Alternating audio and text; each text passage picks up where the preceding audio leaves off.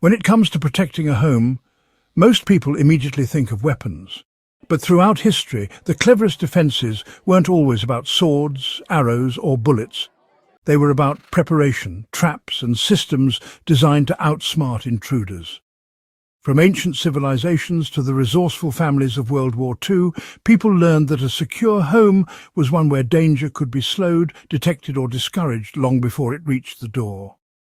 This mix of old-world traps and wartime ingenuity created methods that cost little, relied on local materials, and gave ordinary people an edge against threats. And you know, the most interesting part is how much of that knowledge still holds value today. Ancient defences relied on slowing enemies before they reached the home. Long before firearms, families and villages relied on barriers and traps that delayed or confused attackers. Trenches filled with water, sharpened stakes buried in pits, and thorn hedges planted around settlements were all designed to keep intruders away from homes. The strength of these measures wasn't that they killed the enemy, but that they bought time.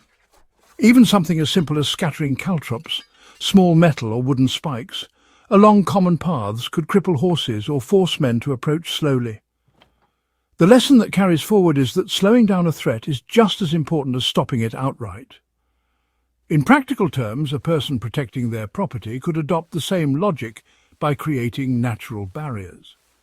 Thick hedges, uneven terrain, or even gravel paths that make noise underfoot all echo the principles of ancient trap building. Delay was defense, and it still is. Simple noise-making traps gave warning long before an attack arrived. One of the most effective defences of the past was also the simplest alarms. Ancient households often tied shells, stones or bells to string across entryways. When disturbed, these made noise that alerted defenders. The idea wasn't to hurt the enemy, but to ensure the family was never taken by surprise. In rural parts of Asia, for example, farmers hung bamboo chimes across paths to warn of wild animals or thieves, a method unchanged for centuries. By the time of World War II, the same principle was adapted into low-cost improvised systems. Families tied tin cans filled with stones to wire across windows or fences. If an intruder tried climbing, the rattle was loud enough to wake everyone. Even soldiers on the front lines used similar tricks, stringing cans or spent shell casings on tripwires to guard their positions at night. The continuity of this method across centuries, well, it really does prove its reliability. During World War II, homes turned ordinary furniture and tools into barricades.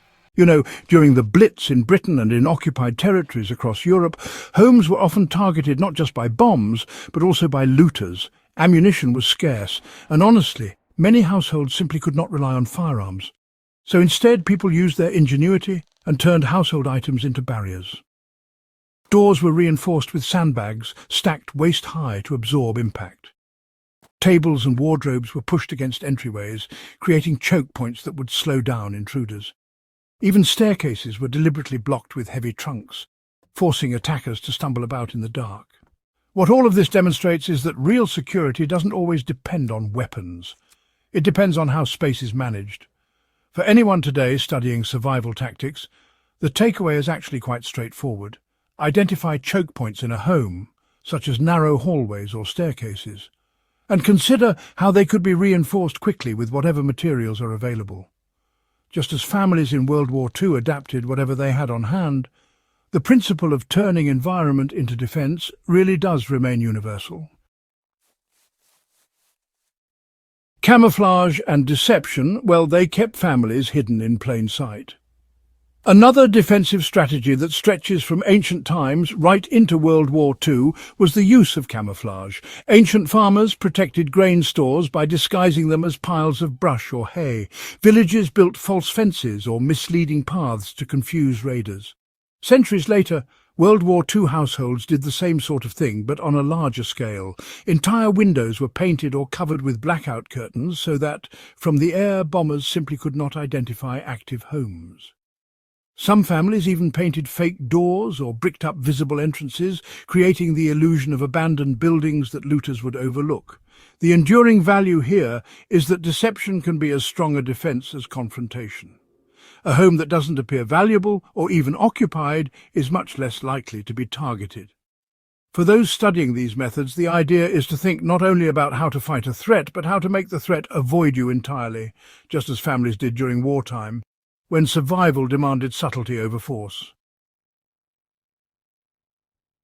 The strongest defences you see combine traps, discipline and community. Neither ancient villagers nor World War II families relied on a single tactic. They layered their defences. A hedge might slow intruders, cans might give warning, barricades might stall entry, and neighbours might come together to respond as a group. In medieval towns, watchmen patrolled the streets, banging staffs to prove they were awake. During World War II, communities formed fire watches and neighbourhood watches, making sure that if one home was threatened, the others were ready to help. Defence was always strongest when it was collective. This principle applies as much today as it did centuries ago. Individual traps and tricks have their value, but their true strength comes when combined with discipline and cooperation. A home becomes far harder to breach when it's surrounded by an alert and prepared community. The history of home defence shows us, really, that survival has never been about weapons alone.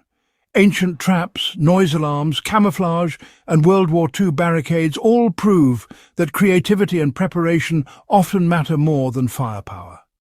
What unites them is the focus on delaying, deceiving, and alerting rather than destroying. These were strategies built from necessity, and they remain some of the most practical lessons for anyone studying history, survival, or resilience today.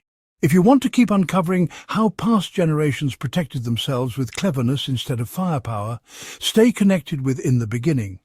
Subscribe to the channel and share this video with others who value history's lessons, because beyond bullets, the real key to survival has always been ingenuity, and that's a story worth remembering.